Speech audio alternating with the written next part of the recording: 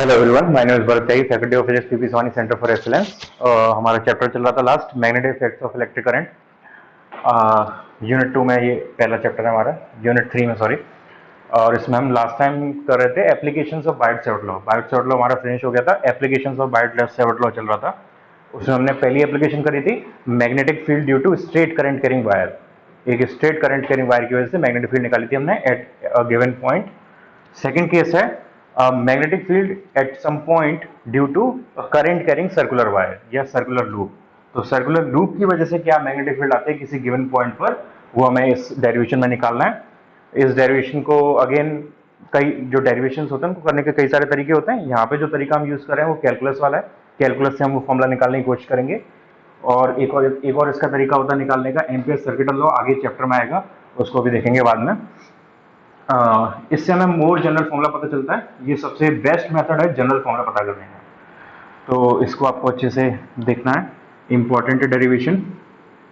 और इसका डायग्राम पहले, इसका डायग्राम थोड़ा कॉम्प्लिकेटेड है, मैं पहले से बता देता हूँ। तो थोड़ा आपको फोकस करना पड़ेगा और इमेजिनेशन यूज करनी पड़ेगी, क्योंकि ये 2D प्लेन है और मुझे 3D डायग्राम चाहिए, इसलिए यहाँ पर प्रॉब्लम आएगी। तो पहली बात तो ये है कि यहाँ पे मैं एक सर्कुलर वायर ले रहा हूँ जो कि YZ प्लेन में है। सर्कुलर वायर ये YZ प्लेन में है और YZ प्लेन इस बोर्ड से बाहर की तरफ है। बोर्ड से बाहर यानी ये सपोज हमारे पास Y एक्सिस,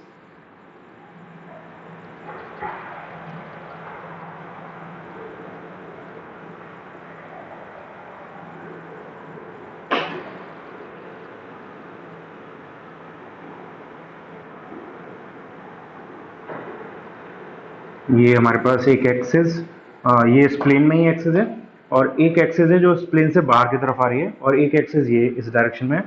तो जो प्लेन से बाहर आ रही है एक्सिस वो सपोज ये वाली है, ये प्लेन से बाहर आ रही है। तो हमारा जो सर्कल है वो इस एक्सिस और इस एक्सिस के प्लेन में है। तो ये सपोज Y और Z है, YZ प्लेन में हमारा सर्कल है और ये X एक्सिस है। ठीक, तो ये सर्कल दिया हुआ है। तो डायग्राम पहले से ये कंफ्यूज करने वाला है, तो ध्यान से इसको समझना। ये जो सर्कल है ये बाहर की साइड आ रहा है बोर्ड से।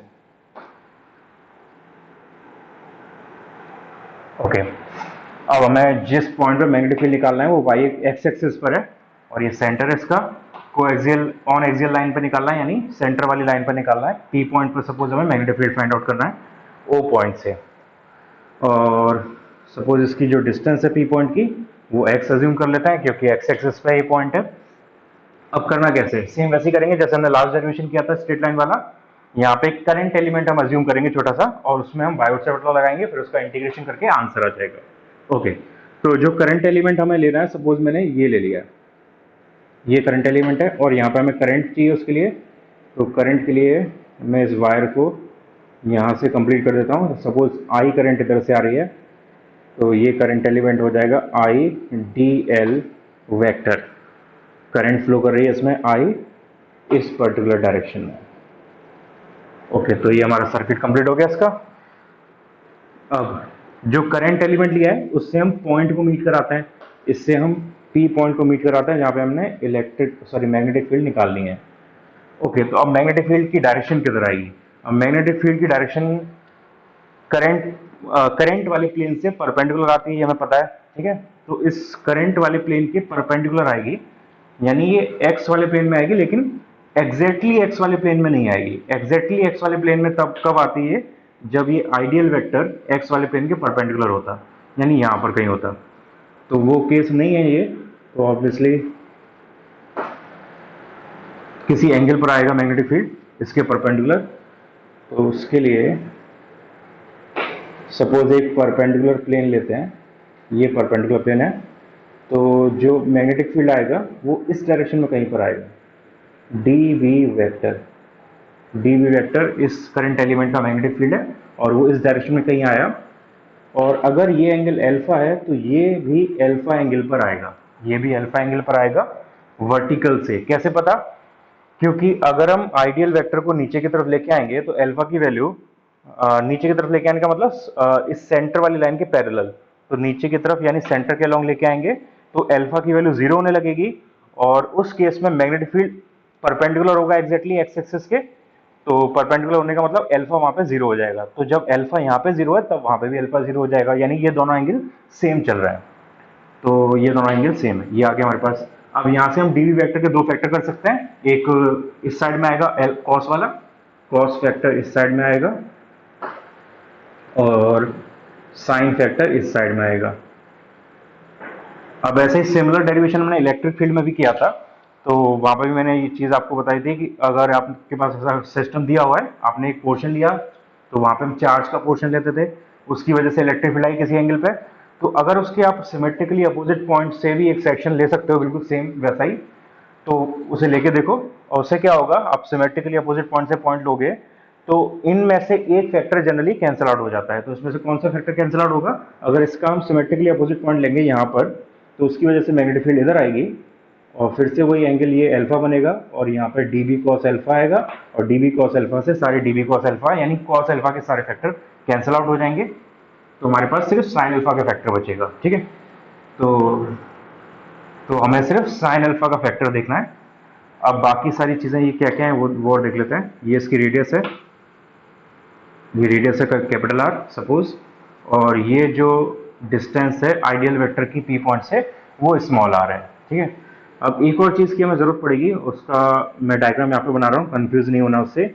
अगर मैं इस पॉइंट से ऑरिजिन को मीट करा दूँ, इस पॉइंट से ऑरिजिन को मीट करा दूँ, तो ये जो डिस्टेंस बनेगी ये भी कैपिटल आर होगी, और ये एक्चुअली ट्राइंगल जो बनेगा, ये जो एंगल बनेगा वो 90 डिग्री एंगल होगा। लग नहीं रहा है लेकिन 90 डिग्री होगा, क्योंकि फिर से वही दिक्कत है, ये 3D प्लेन है, सॉरी 3D डायग्राम है। ये जो प्लेन है सर्कल का वो बाहर की तरफ आ रहा है, तो बाहर की तरफ, और मैंने आइडियल वेक्टर लिया है पेरीमीटर पे, तो पेरीमीटर पे आइडियल वेक्टर है, सेंटर से उसे मीट कराया, और सेंटर से लाइन एक आगे की तरफ है, और उस लाइन पर एक पॉइंट से मैंने पेरीमीटर को मीट करा दिया। तो ये नीचे वाला जो ऑरिजिन वाला एंगल बनेगा वो 90 डिग्री ही बनेगा। इमेजिनेशन आपको यूज करनी पड़ेगी। ये लग नहीं रहा है इसमें डायग्राम में, क्योंकि ये 2D पर मैंने 3D डायग्राम बनाया हुआ है इसलिए, लेकिन ये 90 डिग्री होना चाहिए। ओके, अब सॉल्व करते हैं इसे। तो यहाँ पे आइडियल वेक्टर के लिए हम लगाएंगे बायोट सेवर्ट लॉ।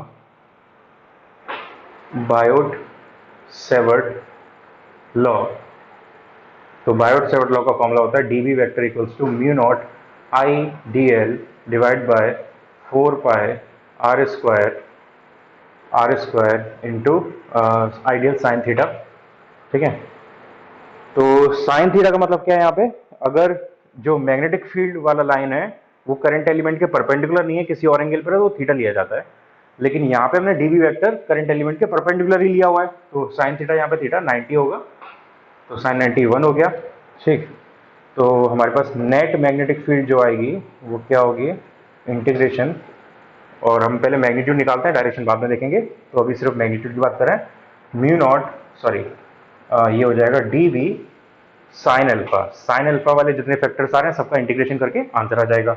अब डी बी का फॉर्मूला लगाते हैं। डी बी का फॉर्मूला होगा mu naught I D L divided by 4 pi R square, और साइन अल्फा की वैल्यू देखनी है। अब साइन अल्फा की वैल्यू क्या होगी इस ट्राइंगल में? देखो साइन अल्फा की वैल्यू क्या होनी चाहिए? Perpendicular upon hypotenuse.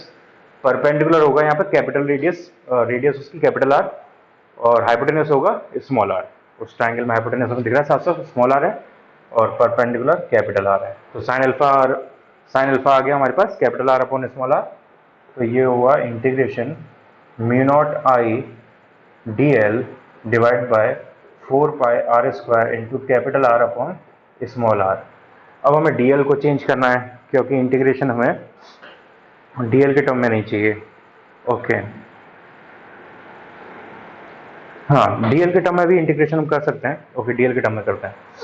तो यहाँ से कांस्टेंट जो है वो बाहर आ जाएंगे, कांस्टेंट्स बाहर लेके हमारे पास बचेगा म्यू नॉट बाहर आ गया, आई बाहर आ गया, कैपिटल आर बाहर आ गया, नीचे 4 पाई आर क्यूब बाहर आ गया, अंदर बचा डीएल। अब डीएल का इंटीग्रेशन की लिमिट क्या होगी? डीएल एक पेरीमीटर का पोर्शन है, डीएल पेरीमीटर का एक छोटा सा पोर्शन है, और हमें पूरा पोर्शन चाहिए। तो पूरा पोर्शन का मतलब क्या हुआ? Total circumference of the circle. तो सर्कमफेरेंस का मतलब 0 टू 2 पाई आर, ये हमारी लिमिट हो जाएगी।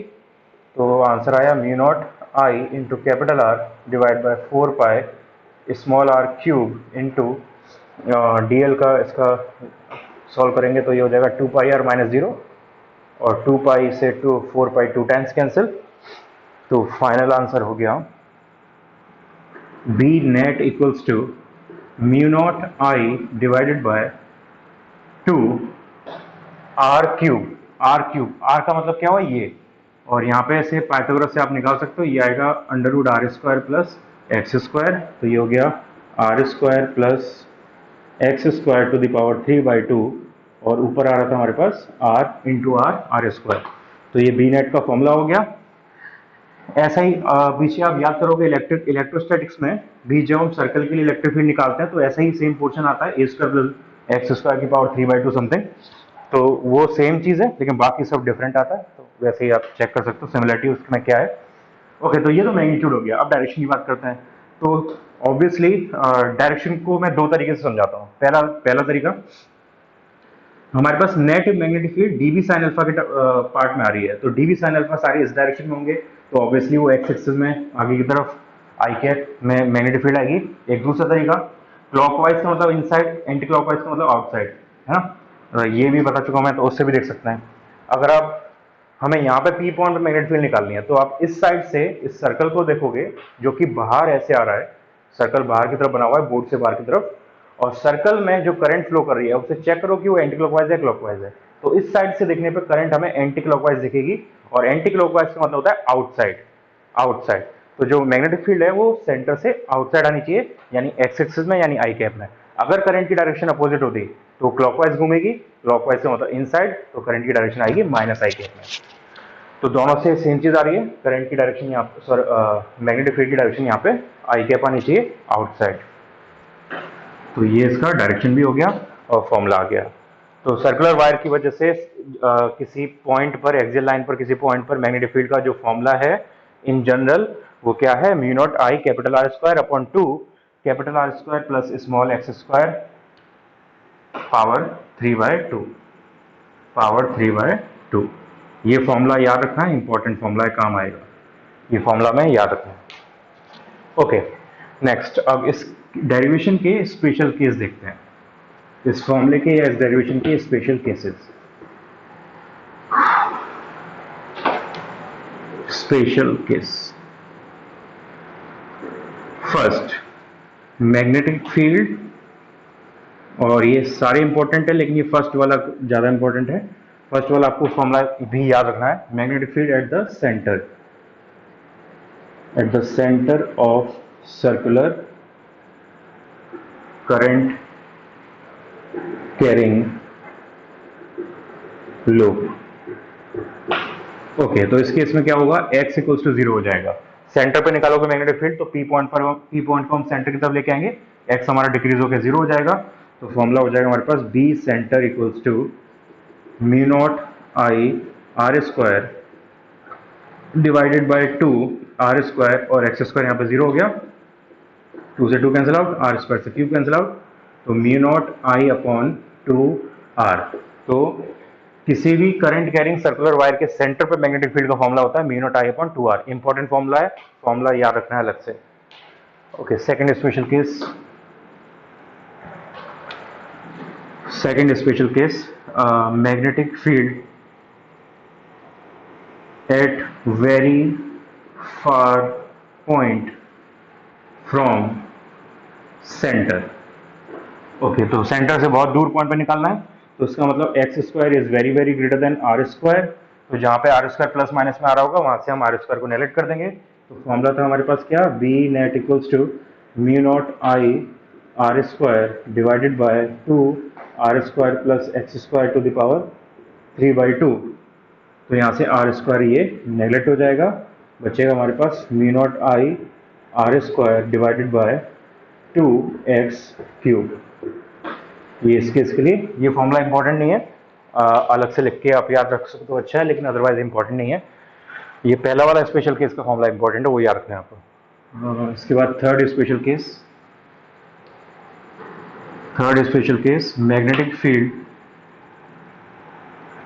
Eight a point very close to the centre,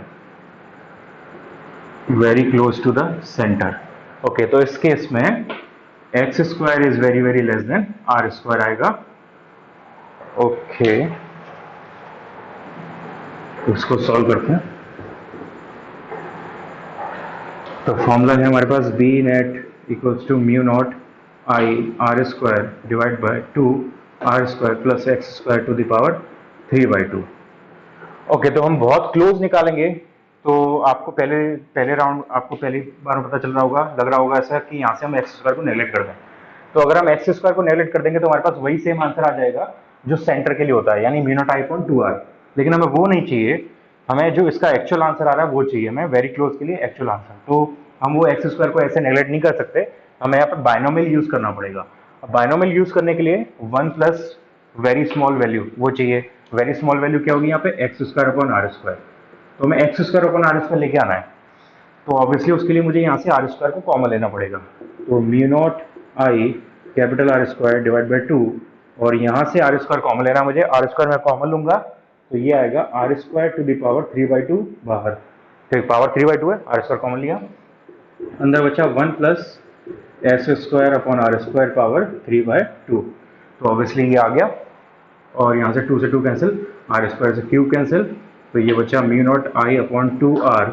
इसको ऊपर लेके आएंगे तो 1 plus X square upon R square power -3/2, और बायनोमियल से using binomial we can write 1 plus x square upon r square to the power -3/2 equals to 1 minus 3/2 x square upon r square, because x square upon r square is very less than 1।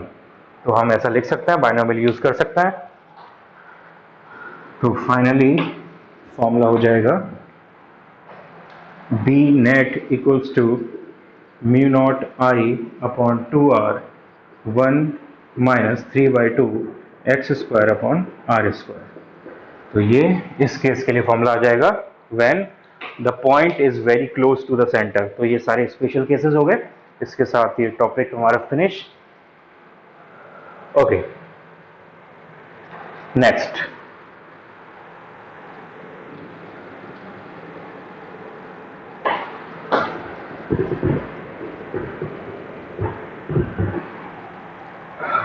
Next topic, एक topic कम question है ये, इसी circular wire से related question या topic ये है कि अगर हमारे पास कंप्लीट सर्कल ना हो तो क्या होगा उस केस में। अगर कंप्लीट सर्कल नहीं है, हमारे पास सिर्फ एक आर्क है, तो नेक्स्ट है magnetic field due to a circular arc,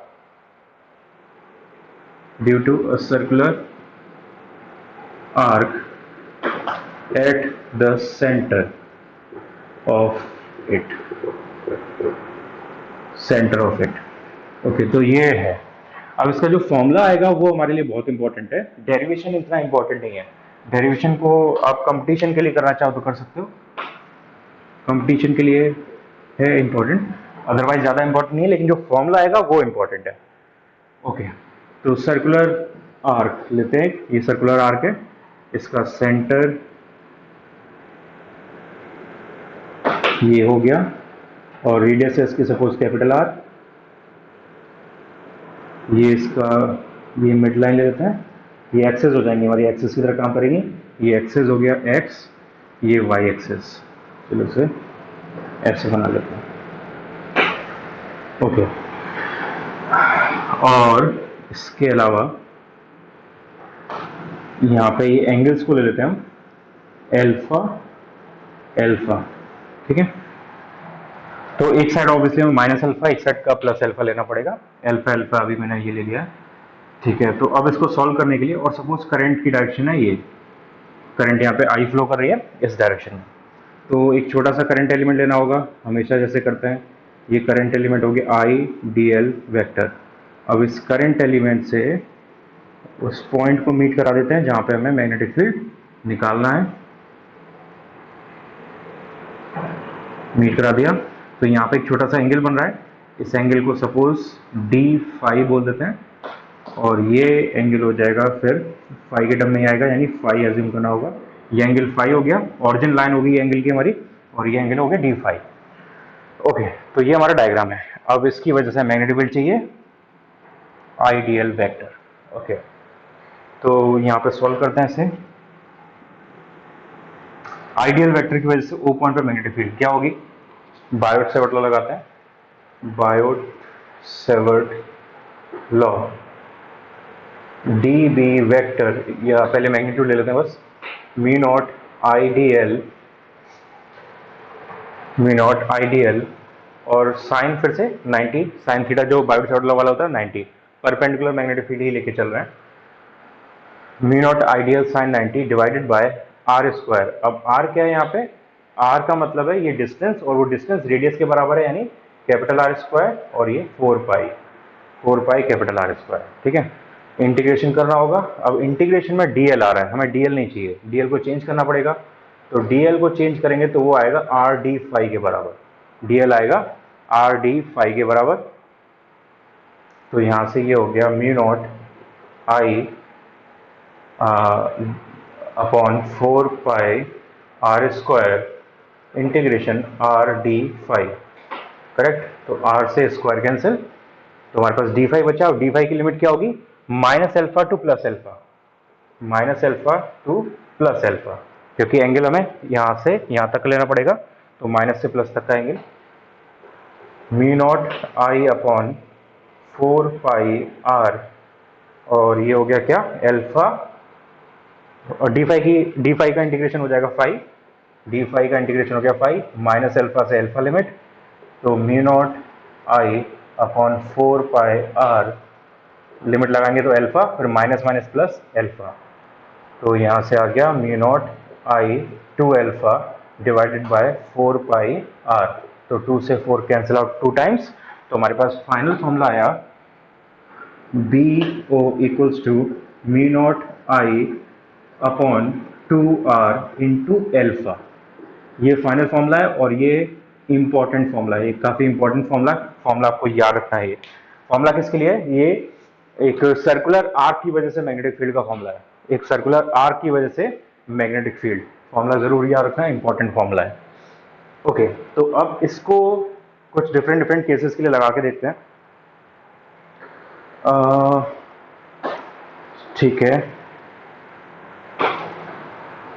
इसको कुछ डिफरेंट डिफरेंट केसेस के लिए लगा के देखते हैं। एक इंपॉर्टेंट चीज और याद रखना, ये एल्फा एंगल यहाँ पे इस टोटल आर्क के एंगल का हाफ है, टोटल आर्क के एंगल का हाफ है। अगर ये पूरा एंगल आप एल्फा ले लो, अगर इस पूरे एंगल को सपोज हम थीटा मान लें ऐसे, अगर ये पूरा एंगल थीटा हो, तो ये फॉर्मूला चेंज होके क्या हो जाएगा? B naught equals to mu naught I upon 4r into theta, 4r into theta. ठीक है, तो इसमें कंफ्यूज नहीं होना, ये अल्फा और इन दोनों में से कोई एक ही फॉर्मूला याद रखो, इन दोनों में से कोई एक ही फॉर्मूला याद रखना, बेटर रहेगा कि ये वाला फॉर्मूला याद रखो। तो इस फॉर्मूले में थीटा जो है पूरा एंगल है, और वहां पे अल्फा जो है वो हाफ एंगल है, तो ऑब्वियसली दोनों से सेम आंसर आएगा, लेकिन कंफ्यूज नहीं करना है, आप इस फॉर्मूले को याद रखना। ओके, तो ये हो गया। अब इसका स्पेशल केस देखते हैं।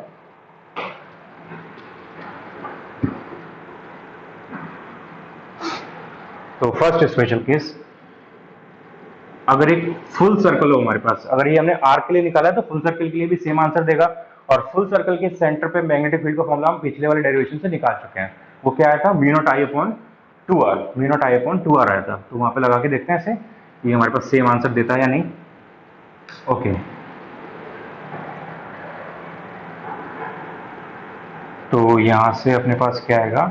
हाँ sorry, mu naught I upon 2r। Okay, for full circle, full circle के लिए अल्फा क्या हो गया? 2 पाई, अल्फा हो गया 2 पाई। ओके, एक और चीज यहाँ पे, पाई कहाँ गया हमारा? हाँ, पाई और बचा था ना, 4 पाई आर, सॉरी, ये 2 पाई आर एंगल है, पाई और आएगा यहाँ पे, और यहाँ पे 4 पाई, पाई और था, हमने पाई लिखा नहीं। ठीक है, तो इस केस में अल्फा क्या होगा? 2 पाई, टोटल कंप्लीट एक सर्कल का एंगल 2 पाई, और फॉर्मूला लगाते हैं। फॉर्मूला क्या आता है हमारे पास? B equals to mu naught I upon 4 pi R, अब ये अल्फा नहीं थीटा होगा, टोटल एंगल थीटा है, इंटू थीटा, तो mu naught I upon 4 pi R into 2 pi, तो 2 पाई से 4 pi 2 times cancel, B equals to आ गया mu naught I upon 2r।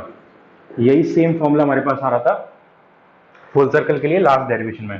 Last derivation हमने स्पेशल केस में ये फॉर्मूला लिखा हुआ है, तो इसका मतलब मैंने जो फॉर्मूला निकाला हुआ है यहाँ पे वो करेक्ट है, सही आंसर आ रहे हैं इससे हमारे पास। आप किसी भी ऐसे सर्कल के लिए लगा सकते हो आप, फॉर हाफ सर्कल या सेमी सर्कल। और ये याद रखना, ये सेंटर पे निकाल रहे हैं हम, ये हर केस के लिए सेंटर पे निकाला हुआ है।